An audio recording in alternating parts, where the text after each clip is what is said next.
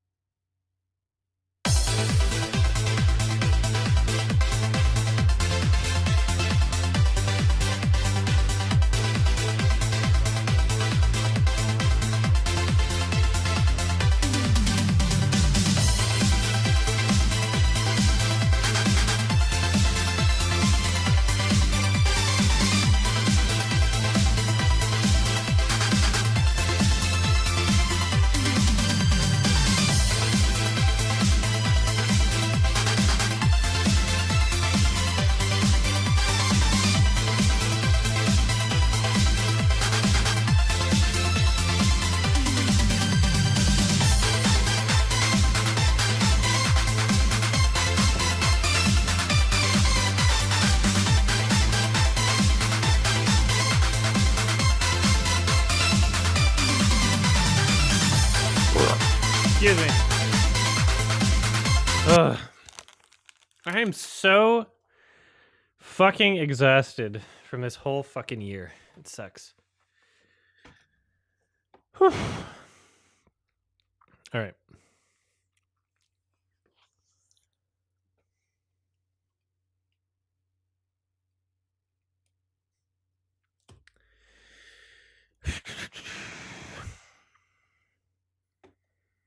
All right, Bottoms, directed by Emma Seligman, is I think how I pronounce her name.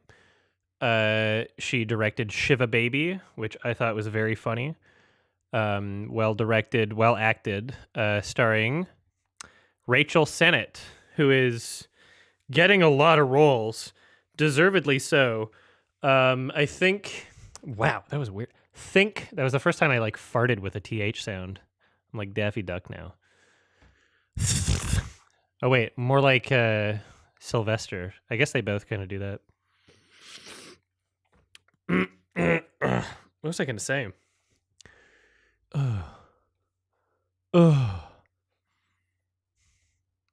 Sorry, I'm noticing on the on the poster it says from the producers of Pitch Perfect and Cocaine Bear. Okay, you don't want to advertise the Cocaine Bear part. Like, did anybody like that movie? Does anybody remember that movie? Like, that didn't come out that long ago. Yeah. Oh yeah, Rachel Sennett. I think that there is a. Sorry, I'm distracted. Save. All right. There's definitely a market for very funny women, and how do I phrase this? We're gonna scrap that part. Get that out of the. Get out of the video. I think I already said everything I need to say. She's getting a bunch of roles, deservedly so, because she is very funny. Yeah. She showed up in The Idol, which was weird because it seems like she was the only one that thought it was a comedy. She felt very out of place in that show. And that show was genuinely terrible. Probably the worst show I've ever seen of all time, not even kidding. The Weeknd's in it. We talk about it on Sardonicast if you want to hear a full review of that. Myself and IHE. What else was she in? Anyway, yeah. Oh, yeah, Bodies, Bodies, Bodies. That was a good movie. And Rachel Sennett was the funniest part of that as well.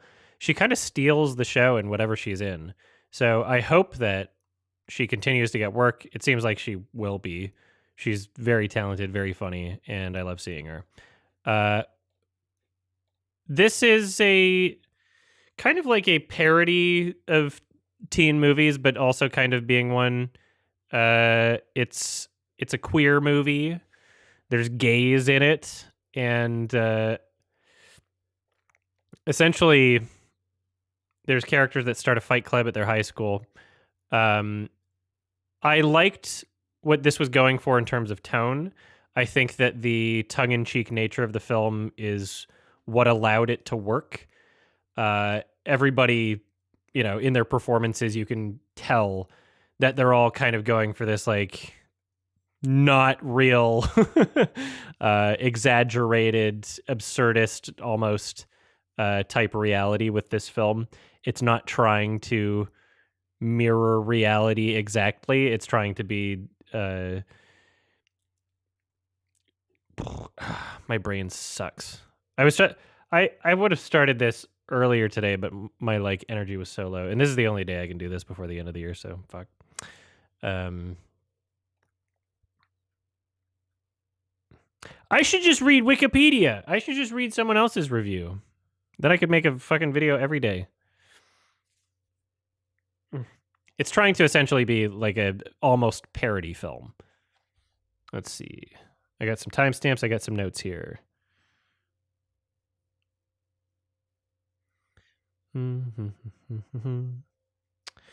So I have a timestamp, 6 minutes and 40 seconds. Saying some scenes and takes definitely feel like more time should have been spent with the actors in script read-throughs or something. So it seems like not every line delivery was great. I did a watch along for this as well if anybody wants to watch me watch it in real time, or watch me watch it with watching me watch with me watching the movie, Watch Along's channel. You got to subscribe, okay? Yeah, it's an obviously intentionally satirical film. Some genuine laughs, great writing overall. Let's see. Yeah, the level of unseriousness that this film decides to go with, the level of unseriousness that this film decides to have for its tone gives it a lot of flexibility. It gives it a lot of leeway in terms of what it's able to do without seeming like, oh, that would never happen or that's unrealistic. It's just like, okay, yeah, obviously the film knows that. And both leads were entertaining in their own way, but, you know, Rachel Sennett, anything she's in, she absolutely steals the show. She knows exactly what to do with her voice and body language and facial expression for comedic acting. And she hits this perfect spot where she knows she's funny and it doesn't go overboard into the territory of being obnoxious. She gets it. She understands humor. She gets it. Let's see. Rachel Sennett, here's a note that I wrote. Rachel Sennett could totally do a smiley face type comedy. So Smiley Face is a movie that I recommended on my channel. Anna Faris stars in it. I would love to see Rachel Sennett do that type of thing. Just like, I mean, she already kind of played a character like that in Buddies, just like high and stupid. She did it really well. But yeah, I would love to see more of a single person show in that vein. Let's see. Yeah, hilarious characters. Let's see. All right, here's a criticism that I wrote down. Despite the generally unserious nature, I wish the story was better realized and felt more important in some way. I often felt like I didn't fully understand why things were happening or why moments of conflict were taking place. Granted, I didn't feel like it was super important because of the tone and unseriousness, but a simpler and stronger story would have been much better to follow for the audience and would have generally made the film more accessible. Because yeah, I don't remember too much about like what the conflict was generally. I feel like there are story beats that were hit in the film, but they weren't hit super strongly in terms of like how they were expressed. And overall, for what it was very well realized. And the music hits a great level of irony near the end, especially. The over-seriousness is great. And even though the music didn't always work for the film, it definitely does add to the comedy at points.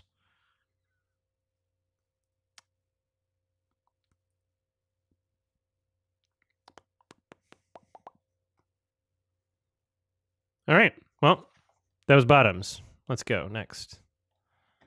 Oh yeah, 7 out of 10. Closer to an 8 than a 6. All right, what else did I not talk about? Sorry, it's not even the Meg 2, it's Meg 2, The Trench. All right, hold on.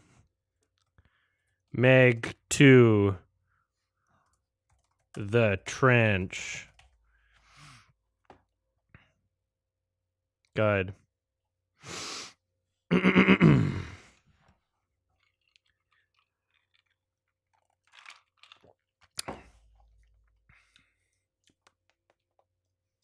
I've still got that Yakuza 0 song in my head. I'm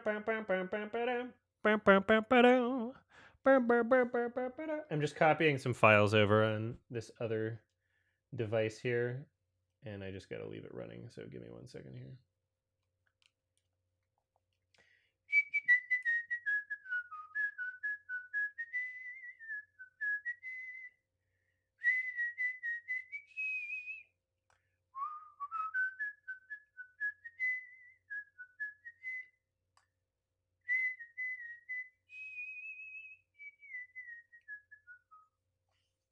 All right.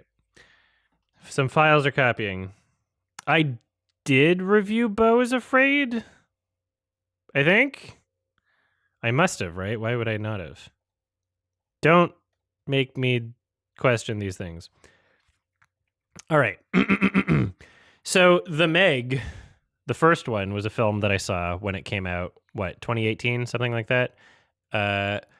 It stayed a bit of a meme between me, myself, and Scoot. Me, myself, and Scoot. Good movie starring Jim Carrey.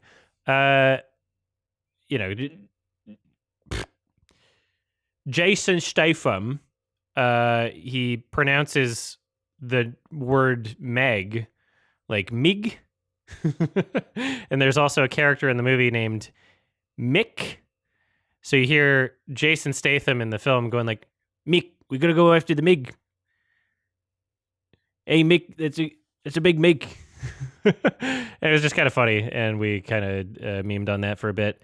Dumb Shark Movie was the first one. And it was also one of the first times that I really noticed the influence of China in Hollywood films, because there were just some obvious, like, oh, we're going to put some, famous Chinese actors in here and the character speaking Mandarin is like, okay, yeah. Not to say that, like, oh, you can't have Chinese characters in a movie without that, but it was just so obviously pandering to the market, not just from the cast, but also just the type of movie, the types of things they include in movies. Also, obviously, no ghosts, no gay people. There's a type of film that Chinese audiences enjoy, and this film was definitely keeping them in mind, market-wise. Just copying another file there. I hate how I keep wanting to say The Meg 2, The Trench, but it's just Meg 2. Meg 2. The first one was called The Meg. It wasn't called Meg. That would have been a funny title. Meg 2, The Trench. I hate the title of this movie. It's so annoying. Anyway, I gave the first film a 4 out of 10. This one was much more exhausting. They got Ben Wheatley to direct, which is who is a... They got Ben Wheatley to direct, who is a horror movie director, kind of. And a lot of people, well, not just horror movies. I think every single movie that I've ever seen Ben Wheatley direct is one where I felt like it tried to be cool without actually being cool. It was just the overwhelming sense of like, oh, isn't this cool? Fucking High Rise. Terrible, terrible movie. Very boring throughout the entire thing. It's like, oh, look how cool we are, and it's not. It's just doing one of those like insisting that you're cool type things. A Field in England, a lot of people have a boner over, and because it's like, oh, there's a mushroom trip. I don't know. I don't understand why people are fans of Ben Wheatley. Never connected with any one of his films. They're all either barely fine or bad from everything I've seen. And so he gets hired for this movie, which is a strange departure because he's always kind of been like a, indie-ish or like at the very least festival British, I think. I think he's British. Festival director. And I don't know, just some people just really like gore or dark tones or something. I don't know what makes people overrate his films so much, but he seems right at home with Meg 2, The Trench, because nobody is questioning whether or not this film is bad. Nobody is claiming that this is some sort of misunderstood masterpiece or something, or that it's like a work of art like they do with his other films. Let's see. I have notes for this, right?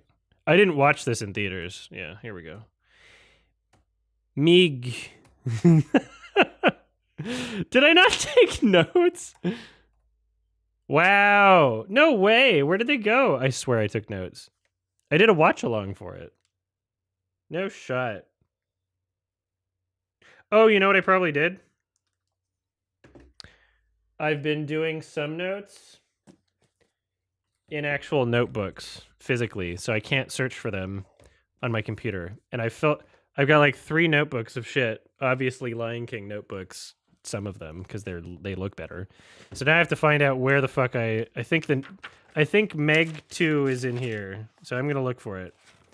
Sorry that I have to do this, but all right, we got over Fantasia Festival stuff here. Let's see. Fantasia still. Talk to Me. CoCo City rewatch.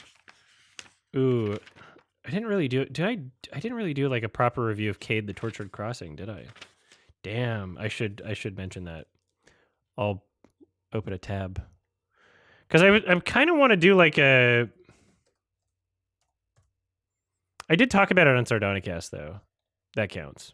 Yeah, I talked about it on Sardonicast. I don't necessarily need to. Yeah, I thoroughly talked about it on Sardonicast. Watch Sardonicast or listen to it. You'll hear me saying the exact same things that I would be saying in this video, except talking with Alex from IHE about it. So no reason not to just listen to it there. All right, TIFF stuff. Because this, honestly, the reason why I'm doing this is because I found out that, as in just through trial and error in my own body, if I go to a movie in theaters and I'm like tapping like this on my phone, obviously after the movie, not during the movie, just writing notes, like furiously typing, just everything that I could remember about the movie, like before it leaves my brain, that fucks up my wrists a lot. And I have wrist issues, I have tendon issues. And so just being able to have this thing of notes during the movie that I can kind of like jot down things silently, obviously with no light or anything, while I'm watching the movie, not only helps me to write down more, but also, oh, I think I found the Meg. Wait, let's see. But also does not bother my wrists as much, which is very nice. And so that's why I've been doing this a lot.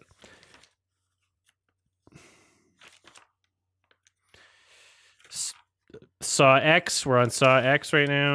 Is this all Saw X? Did I fill up this whole fucking book with Saw X? I wrote so many notes. I was just scribbling things down and maniacally laughing watching this. Killers of the Flower Moon. Okay, I will make sure that I keep that open. Oh, I found Meg 2. I found Meg 2. I will put a pen where Killers of the Flower Moon is, because I will talk about that as well. Although I also talked about that on Sardonicast, so I don't need to, actually. But maybe I'll briefly mention it. I should do a watch-along for To Boldly Flee. Okay. I'm just going to skim over my notes here. So, first thing I wrote was, the music is genuinely terrible. Yeah, hold on, let's see. Wow, yeah, okay. This is coming back to me now. I watched this, let's see. I rated it in October. It is now December. It's been 2 months. Not much stuck with me, so I'm reading my notes, and it's coming back to me. It's really coming back to me. What's embarrassing about this film, and about Ben Wheatley directing this film, is that it doesn't even attempt to have, like, half-decent or comprehensible fight scenes. Like, there's nothing about taking a studio job and being like, oh, okay, here's one for the, money book. There's nothing about doing that means that you can't direct a comprehensible fight scene, or that you can't put any effort into, like, how a fight scene looks. You don't have to do the quick cut nonsense. You don't have, like, just plan it. Just have, like, a vision. It's so annoying. And he sucks. He's not a great director, and maybe over time people will start realizing that. I think this is the breaking point, maybe. Oh my god. Terrible soundtrack. They did Under Pressure and Dare, either back to back or like a remix between the two. I don't remember, but it's in my notes in the same spot. Yeah, tons of Mandarin dialogue. Again, trying to go for the Chinese market, which, it's not inherently bad. It's just funny when it's noticeable. It's just funny. It's funny when you can transparently see the dollar signs attached to filmmaking decisions that don't really make the movie better, but you can just tell it's like, oh, you did that for money. Okay, I get it. It's just it's funny when films are that transparent. Terrible CG. The dialogue is absolutely atrocious. What I was confused about with this film is how the CG got worse since the first film, or at least from memory. Oh my God. So this is close to the beginning of the movie, and I would love if you added clips, editor. I wish I had a timestamp for this, but I have a note that says, are they canonically in front of a television virtual reality screen? Because I couldn't tell. And I don't think they were supposed to be. Oh yeah, it was just literally like, oh, like I think it was like either the ocean or like a tank. Like, oh, you're supposed to be seeing like through water or something. Yeah, let's see. Oh yeah, I found it insane that the shark wasn't CG in the context of the movie. It felt like a virtual reality screen because the shark looked so shitty that I was like, surely in the context of the movie, this is like one of those fake screens with like a fake shark behind it or something, right? No, it was supposed to be real. Terrible sets. There was a lot of orange. I remember there being a lot of orange and just like a lot of very bland, nothing sets. It felt like a kid's movie in that sense. It genuinely felt like, oh, these are just sets that you would find in like a random kids movie made for TV where you don't care about the sets. Let's see. Here's a note. And also, editor, cut out the parts where I'm introducing each point. Just leave the points as if it were like a normal YMS review. You don't have to include me being like, oh, here's a note or here's a thing. Only include those if it's like impossible to cut out. You can just start from me just saying it. There's a character named Jiu Meng, but when Jason Statham says it, it sounds like he's saying Jew Meg. Jew Meg. So there's also just, more of his funny accent going on. The fucking eyeball Meg reflection shot was so fucking terrible. It just shows Jason and Crew's faces in the reflection, not the fucking ship/vessel they're in for some reason. That was weird. So maybe we can include a line of me saying, okay, I'm reading through my notes on some of these, so if it sounds like I'm reading through my notes, that's exactly what I'm doing, but that's what I have to do because I'm trying to get through all these, okay? All right, you can include that line somewhere in the video, maybe close to the beginning, so that the tone of my voice sounding like I'm reading isn't going to be that jarring. We can just leave it like that. All right. What was annoying about this movie is that the action scenes were boring, but the dialogue scenes were more entertaining because they were bad. Like, the dialogue was so bad and funny that they were more entertaining than the action, and the action was just a bunch of like CG nonsense that blended into itself. Very unimportant, very unfulfilling. They used the boom sound a lot, obviously. There's another point about the set design we can just include earlier. They just used a bunch of orange and gray paint for every single set. Looks stupid. Oh my god.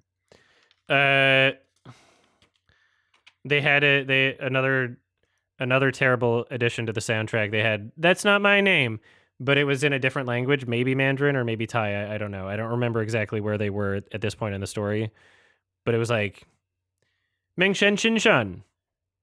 Meng Shen Shin Shun. I wrote it down like that, so hopefully it sounded close. Very jarring, very bizarre.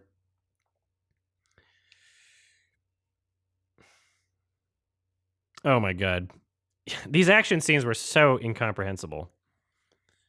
There's a scene where these land dinosaur alligator things are chasing people, and there's a shot of just a bunch of people just running directly into the water. Like, what are you doing? Are you going to swim somewhere? Where are you running? Why are you running into the water? Like, these creatures that are basically alligators are chasing you. You have other places you could go. Why are you running into the water? What are you doing? Do you think you're going to swim faster than them? Do you think you're going to, like, reach the other side of the ocean? It's the ocean, right? I don't even know where you are. I forget. Oh my god. Yeah, there's an MCM brand bag that they're essentially just advertising throughout the entire film. The logo is a repeated pattern over top of the bag. It's like, oh, they don't. I don't think they directly reference the bag through dialogue, but it's just so obviously like this weird product placement. Like, oh, I hope I get a designer bag like that. That looks nice.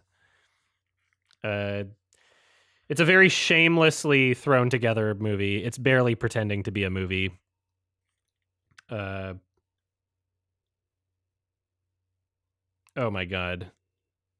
I'm saying oh my god because I'm reading each of these notes and remembering bits as I'm reading them because the movie's so fucking forgettable. Like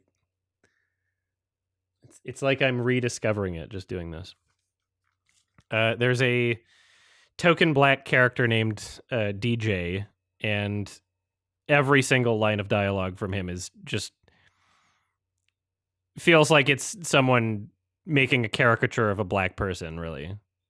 Like I shouldn't imitate it. I guess there's clips that you can include, editor. But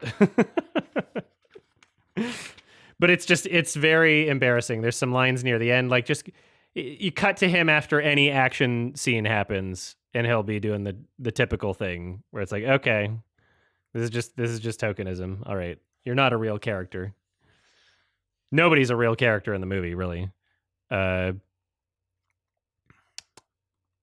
this was always going to be a paycheck movie, but it's kind of offensive just how incompetently it's made, just even considering that. You can still have a paycheck movie and still more or less fart something out, but not be so incompetent at what you're doing. Like if you're any kind of a talented director, you can still make like a half decent action sequence, but that never happened. It feels terribly coordinated. All of the visual sequences just feel so thrown together and incompetently thrown together.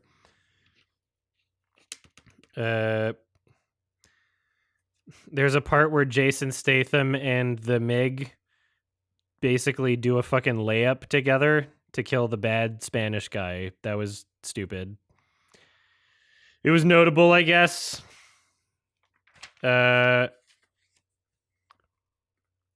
my god, there's a really funny shot near the end. There's a girl.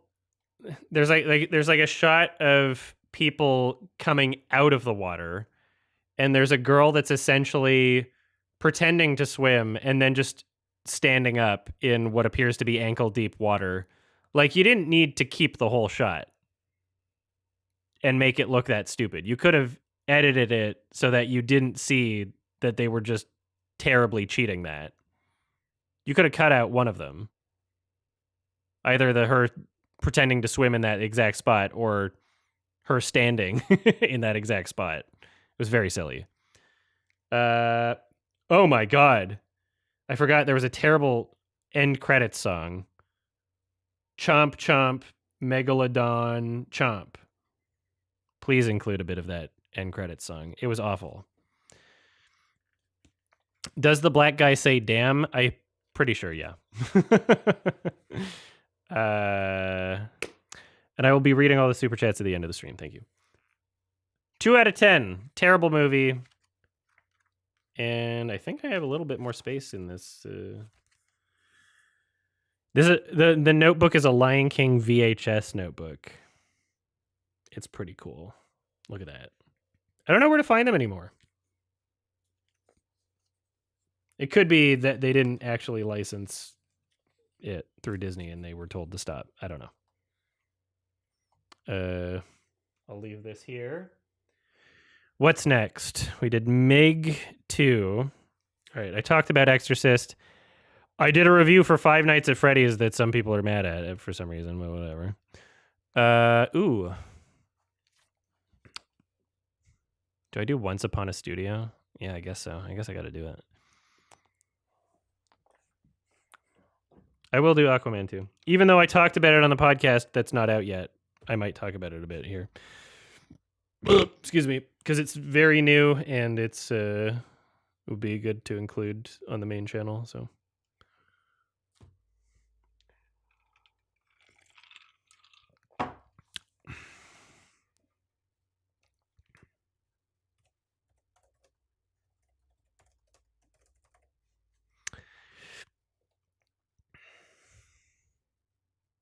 Thank you, Toss. Thank you for becoming a member. Appreciate it. All right. Did I write notes for this? I did. I wrote 2 notes.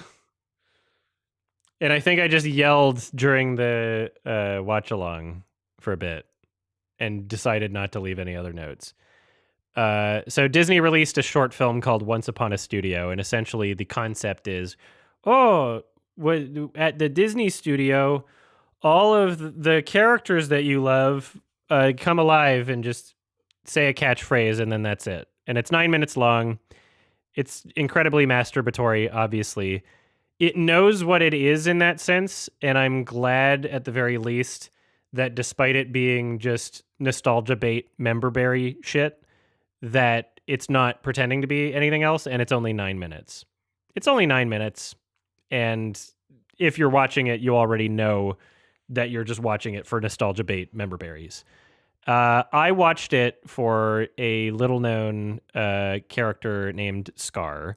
Maybe you've heard of him. I heard that Jeremy Irons would be reprising his role in this, which made me very excited. And fucking sucked. They didn't animate him right. He says one line, which is fine. Everybody says one line. But his proportions are so fucking wonky. So many of the other characters, they look the same. They look fine, right?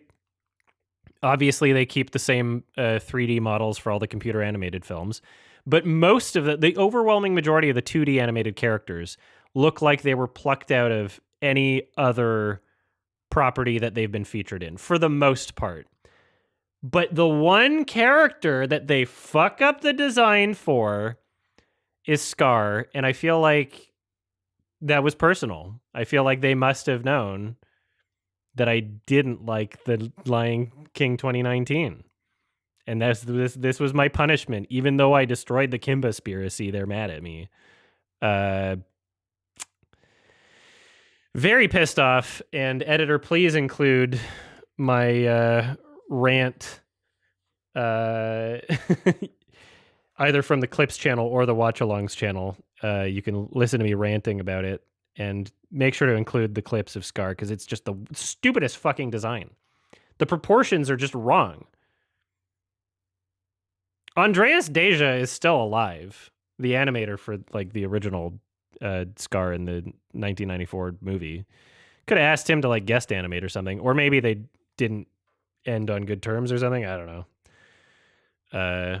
So yeah, a big masturbatory memberberries thing where everybody looks for their favorite characters and goes like, dude, and then soy faces. And I wanted to do that, and I couldn't because they fucked up my character. They fucked up the character I wanted to see. They fucked it up. I'm pissed. Look how they massacred my boy, is how I felt.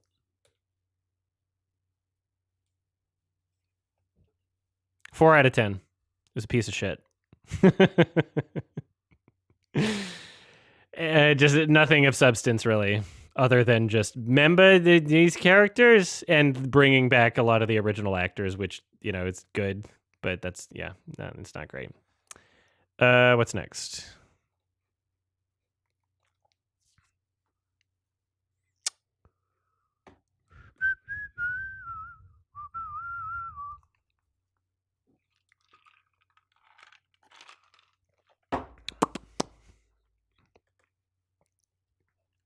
Scrolling through my ratings. We're almost caught up here. All right, I guess Godzilla -1 is next. I'm going to open up some of these in new tabs here. Ooh.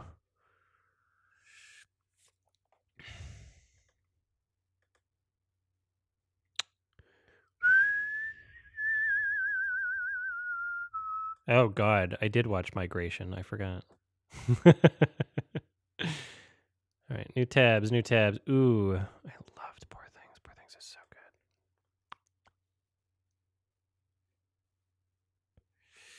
Oh God, and then this other thing. Fuck. Yeah, there's a lot of shit I could talk about. Damn.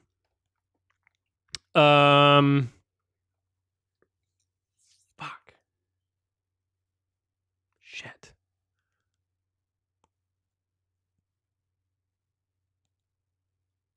Yeah, I'm just thinking about how I can do some of these practically. I'm gonna have to.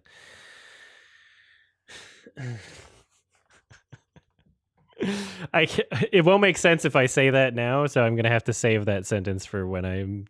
It's like the most. It's the one I rated the most recently. All right, Godzilla -1. Which notebook did I write it in? Is it here? I found it. I found the exact notebook, and it's at the very front. Godzilla -1 is a movie that a lot of people are very hyped over. Ever since the trailer got released, and a lot of people are very much enjoying it. I think it broke some records for Japanese films being screened overseas. The amount of Americans watching it. It is very much a throwback type of homage movie to the first Godzilla. Many Godzilla films have kind of departed from, I guess, the spirit or the heart or the structure or narrative of the original film, whereas this one more or less tries to closely emulate it, but still be modernized in ways. I enjoy what it was going for. I really loved the opening scene. And, I guess I got to change the thing on the fucking screen. Sorry, yeah, you're right. Sorry!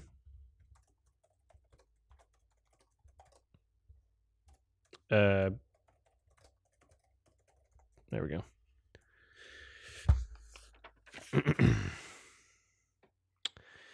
So if you don't want spoilers for this movie, just fucking wait until that's not on the screen anymore, and I'll be talking about a different movie. All right.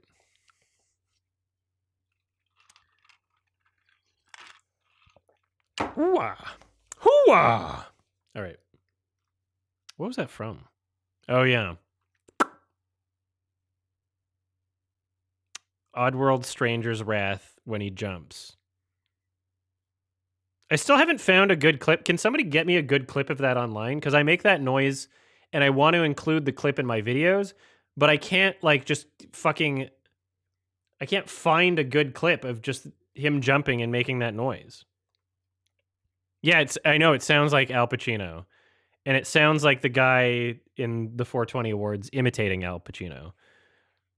But I'm referencing Oddworld Stranger's Wrath. When he jumps, he makes the noise sometime. All right.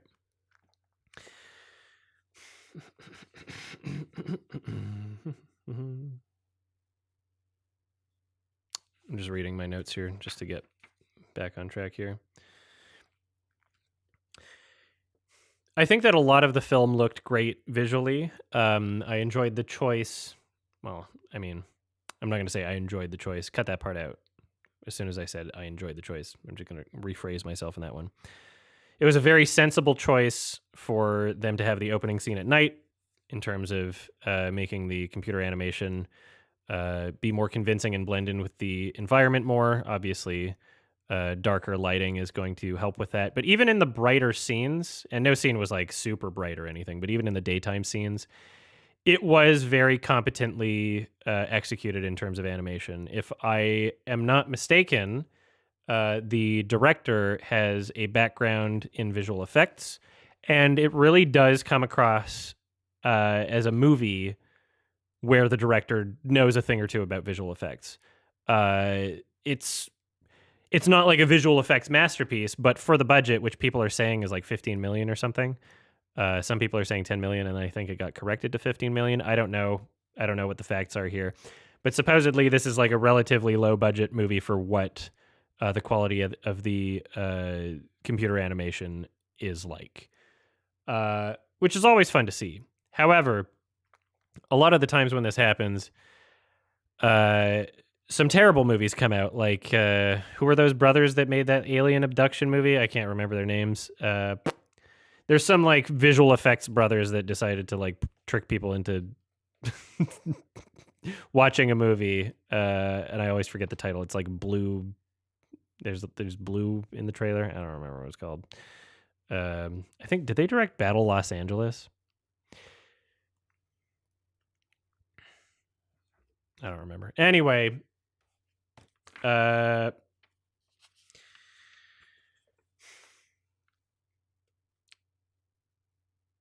film had a great tone, and the music very much helped with that. I really enjoyed the original score.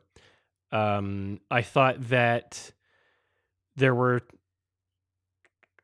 Sorry.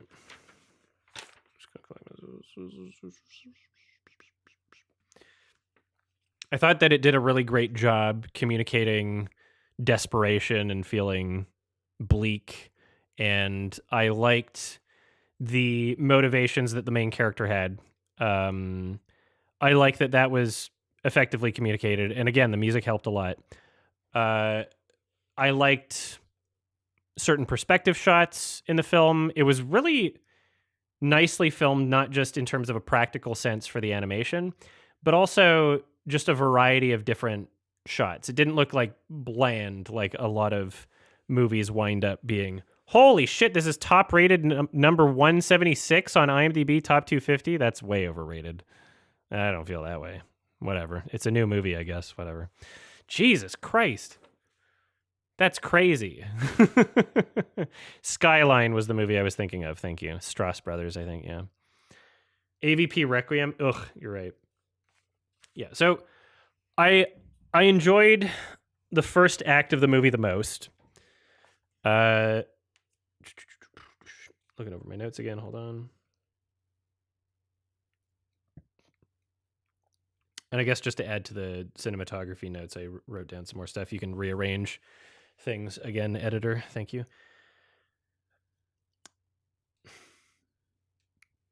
The cinematography in this film has a really great sense of framing and distance and perspective. It definitely feels like a cut above. I didn't finish the sentence properly in my notes. It definitely feels a cut above most monster movies in that sense. The cinematography feels properly motivated, which is very nice to see.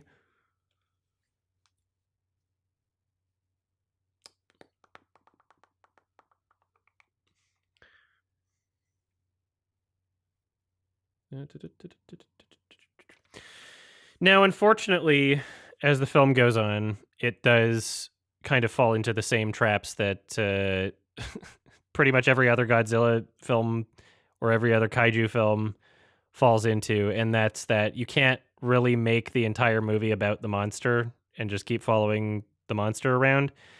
They always have to make it about the main character, which would be better if the film was shorter, but this is a 2 hour and 4 minute long movie. And I was only, in the first third of the movie, I was invested in the character. I found him to be relatable, and I found his goals to be clearly motivated and established. But it just did not carry me throughout the entire movie. And during like the entire middle chunk of the movie, the entire middle hour of the movie is like, it's pretty slow for me. It's not as exhilarating as it should be for a monster movie. And the dramatic nature of it just winds up feeling stale after a while. I feel like a lot of information was repeated. I feel like a lot of what it was going for was repeated without really adding anything new to the experience or building much on top of the experience for the runtime. It was a Godzilla movie, which is... it's one of the better Godzilla movies. It's not Godzilla 1998 or whichever one that is. I haven't seen the 2014 Godzilla since it came out. Some people are giving me shit because my rating for that is higher than this film. So spoiler for the rating, I'm giving Godzilla -1 a 6 out of 10. I'm not done talking about it, but that's my rating. I gave Godzilla 2014 a 7 when I saw it. So that was like 10 years ago or some shit. So 10 years ago, 9 years ago, saw the movie and thought it was a 7. People are giving me shit for 9 years ago, I don't know, like not having as good taste or something. But I'm not going to remove that rating because I do remember liking things about it. I do remember appreciating it going against the grain in terms of following the human characters. And maybe I'm remembering it wrong because I haven't seen it since then. I'm not really rushing to see it right away. But I do like that it followed more than one human character. It kept things more engaging for me because the title of the movie is Godzilla. The title of the movie is Godzilla minus Godzilla, any one of them. The title of the movie is Godzilla. It's about the kaiju. I want to see the kaiju. Stop fucking wasting time with all this human bullshit. It's just, the human stories are never that interesting. And when you pad it out and you stretch it out over an entire runtime, it becomes a little frustrating. And I remember enjoying about the 2014 one. I didn't even remember there was a direct sequel to the 2014 one. I don't even think I saw it. I remember thinking about the 2014 one. Damn, I lost my train of thought. Well, apparently I don't remember it. Hold on. Shouldn't have read your comment. Boo. Comments.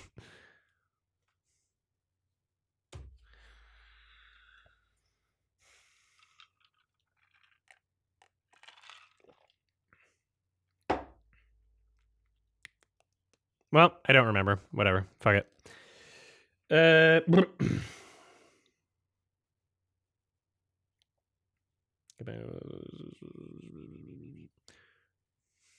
Oh, yeah. I remember thinking about the 2014 one. It was nice that it wasn't just one character that just so happened to be in the area of destruction. That it was multiple characters, and one of them was like actively chasing the creature. It made it a bit more believable in terms of like one person just, comparing one person always managing to be near the action, whether intentional or not, to multiple people experiencing the action and being near Godzilla and having some story things. I enjoyed that much about it. I remember enjoying that much about it. It might be a terrible movie. It might be shit. It might be a 1 out of 10. I don't know. I haven't rewatched it. That rating is me 9 years ago. So fucking take it up with him. Get a time machine. Go at him 9 years ago. What the fuck? If you want to seriously give me shit over it, be like, hey, there's a movie coming out in 9 years from now, and you're going to look so silly when you rate it lower than this one. Change your rating. I'm going to go, what? And yeah, you take it up. You take it up with that guy. Here's an issue I had. So with this very much being a special effects director, the acting was not amazing. It was not. I've seen a lot of Japanese movies. I've seen a lot of movies in general, and there are some aspects about performance that you can judge without being fluent in the language or the culture. And, I guess you could still argue in terms of what this movie is going for. Like, is the acting bad or not great because it's an homage to the 40s film and it's trying to replicate that one more closely? You could make that excuse. I think that that's a bit of a reach, though. I'm not sure that I buy that especially because of just how modern so many elements of this film are.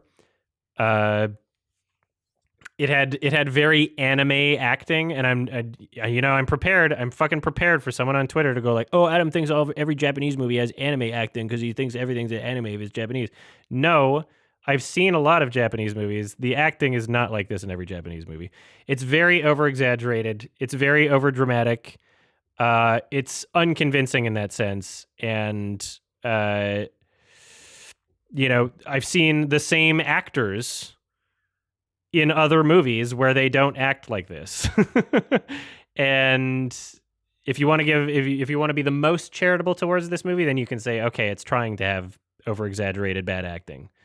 That's a discussion we can have If you want to have that opinion, sure, great. It didn't feel like that way to me. It kind of took me out of the movie with how the acting was. Yeah, it is. I understand that it's a kaiju movie and not a Koreeda film. I understand that there's a difference between those things, but it felt a little too cheesy for my taste. It felt like it was conflicting with how effectively serious and dramatic the rest of the tone was. Because again, as I mentioned at the beginning, they do a really great job communicating this sort of desperate, bleak, sad tone. So having over-exaggerated performances with that, it doesn't mesh well. It doesn't complement it. Yeah.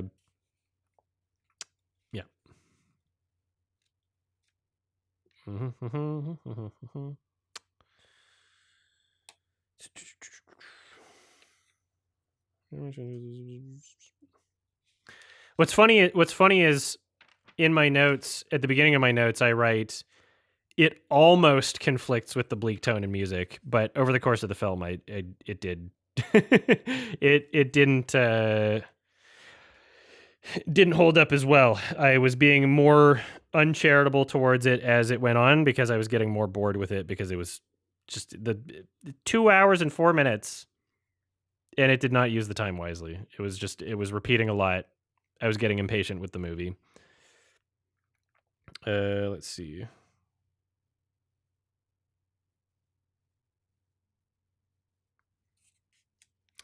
Oh yeah, they did the whole bad dream fake out, which was very much anticipated, very very predictable. That was not great. There's a very cheesy, insanely cheesily edited and presented happy guitar montage in the film. Guitar soundtrack and just like, oh, happy montage. That was cheesy as fuck. Yeah, I wrote in my notes, the main story was definitely dragging. There were some fun action sequences. I think every action sequence was fun. Those were the parts to look forward to. And I guess those are the parts that most people remember when they rate a movie, I think.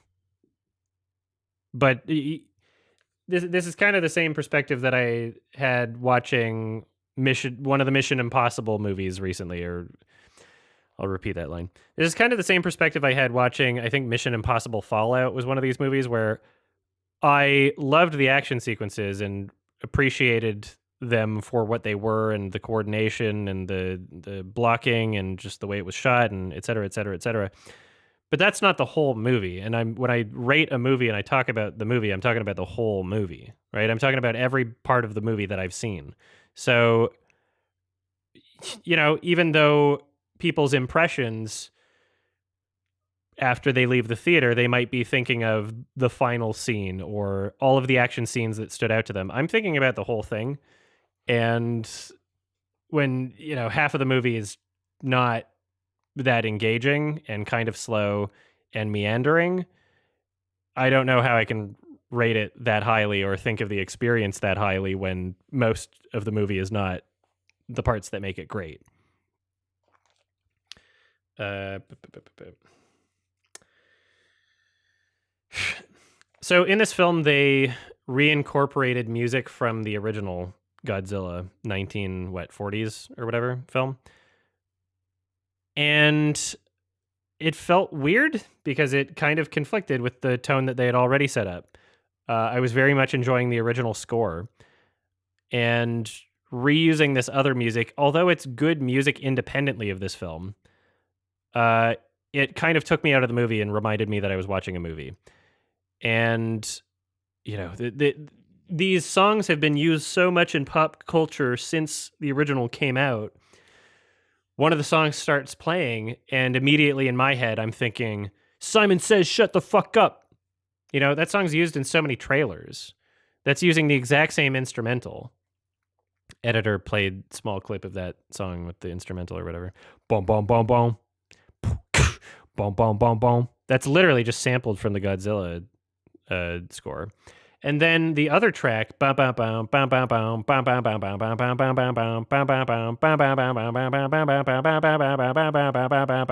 good song, but a stupid French director named Leo Carax, or however you pronounce it, ruined it for me by including it twice in one bad film and one bad segment in an otherwise good film.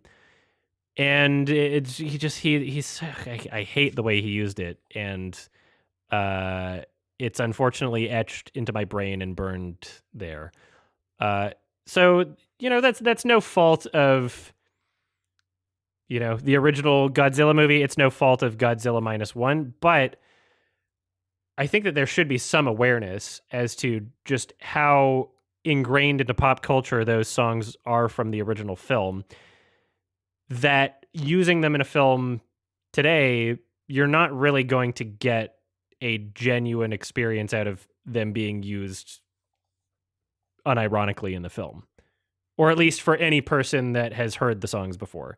Maybe if you're catching a lot of people that just aren't familiar with it or something, or have only ever heard it in the original Godzilla and nowhere else, then people can experience it the way that it is seemingly intended. But I was not able to, in the same sense that, like, you can't just put Rick Astley's Never Gonna Give You Up in a film anymore, right? Right? You gotta be somewhat conscious of these things. I guess the examples that I gave were like pretty hyper specific to me, but that Simon Says song is very popular, so I don't know.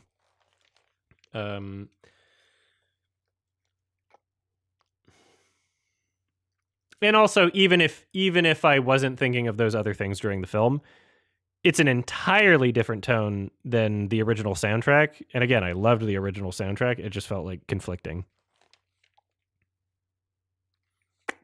Am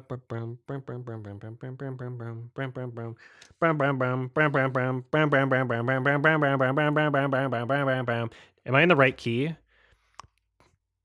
Hold on.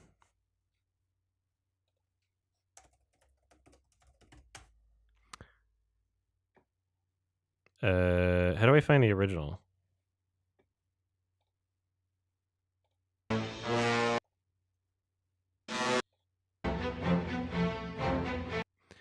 Bam, bam, bam, bam, bam, bam, bam, bam, bam, bam. I think I was in the wrong key slightly. It was close.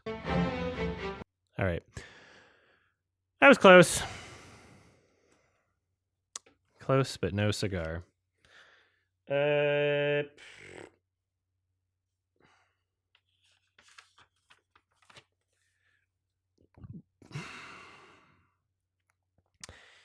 There are sequences in this film that I had a lot of fun watching. The whole Plan A, Plan B sequence is undeniably fun. Not every choice was great. I found the flashback at the end to be very stupid. You didn't even need to show the original scene at the beginning of the movie. You didn't even need to show anybody saying, "Oh, there's an eject button in this cockpit." You don't need that information. You can just show that he's okay. Or just keep the footage of people going like, "Oh, he ejected." Like, it's not something that people can't figure it out. But they not only said it, but they did a flashback to it in an otherwise serious scene. The fucking climax of the movie, things are like winding down. You think you're supposed to maybe think that the main character Kamikaze didn't died. But then they do an actual flashback as if to say, "See, we told you." And it's like, it's not like who is that for? It's not information that would be otherwise confusing. It feels patronizing, and it makes it kind of like a baby scene. Don't like it.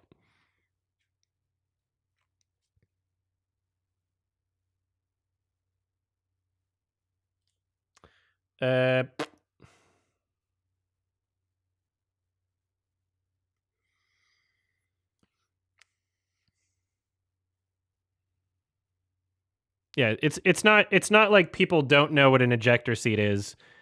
there are things that they could have explained more in the movie that less people know about, like the bends, like nitrogen bubbling in your blood because you what's the word? What's the opposite of submerge? Because you emerge from the ocean too quickly. Like they didn't explain that. That's a concept that less people are familiar with than the concept of ejector seats. So it's weird that they give a flashback and explanation for that.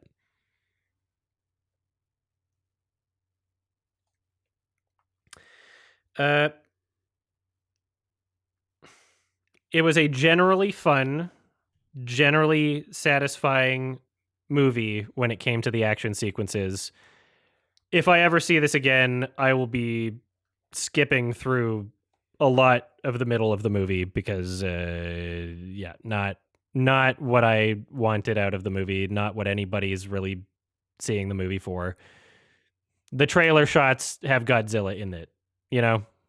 That's why people are seeing the movie. It's the Godzilla.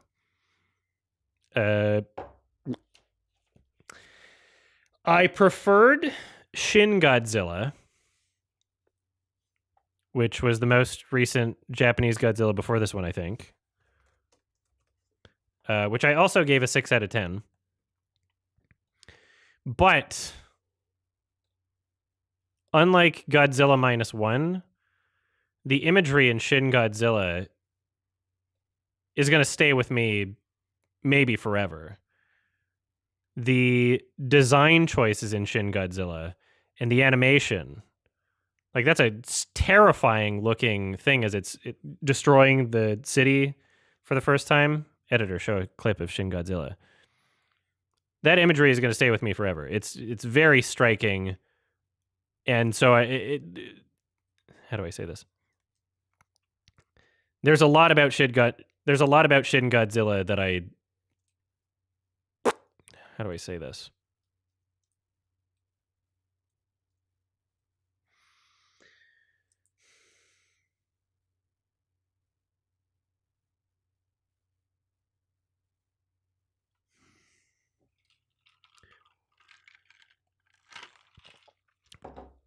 Shin Godzilla is overall a more memorable film for me. And it's not perfect. There's some very bad English in the movie, as in there's characters that pretend like they're American characters, but are actually just Japanese actors trying their best to phonetically pronounce English words, but not doing a great job at it. There's some silly stuff in the movie, but damn.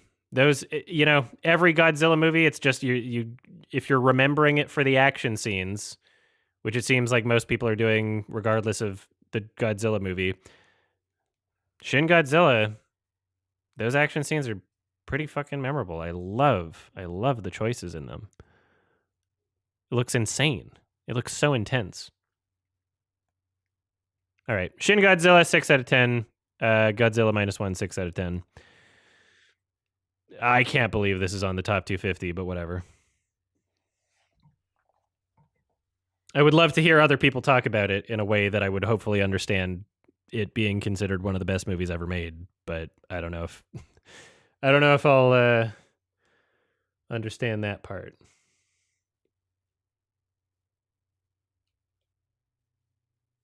All right, what's next? I talked about When Evil Lurks on the podcast. So since I've been here for a while and there's still a bunch to talk about, I think I'm going to skip that one.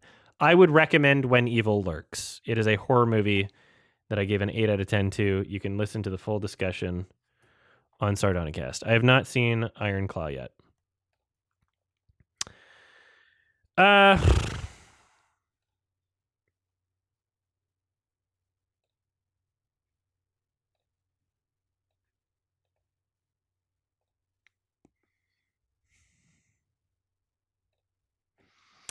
Here's a weird one.